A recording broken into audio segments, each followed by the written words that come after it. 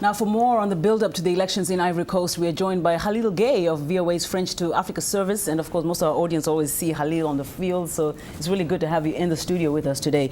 So Scott's piece touched about this Baule vote, which Mr. Bédié belongs to. Even though Mr. Bédié has endorsed Mr. Ouattara, it seems like Mr. Gbagbo too is vying for this group. How significant is it really, and what does it speak to this the ethnicity issue in the country?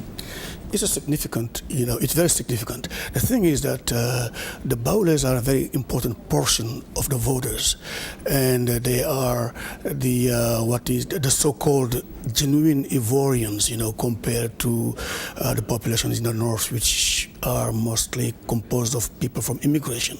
Now the thing is that the Baules are supporting Bédié, but some of them do not accept the commitment Bédié made, within that group of Oufetists, to support Alassane in the second round.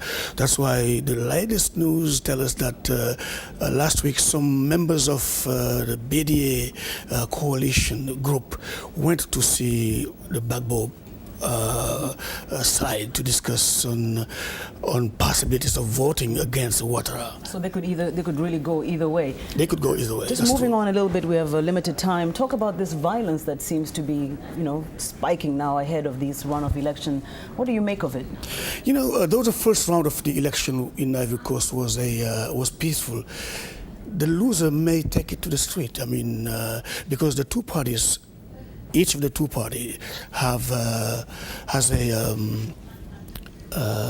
radicals, and it's likely that the loser may take it to the streets. Well, let's hope it won't come to that. And also, just very briefly, this Mr. Gbagbo keeps still accusing Mr. Ouattara of spiking this civil war, even though Mr. Ouattara is refuting that. Any relevance, really, or any way it will influence this coming vote?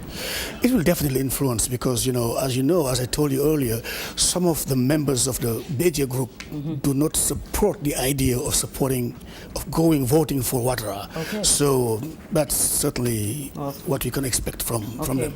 Well, we'll watch these developments, obviously. There's a lot more to come. Thank you so much. Khalil Gueye of VOA's French to Africa service joining us here in studio.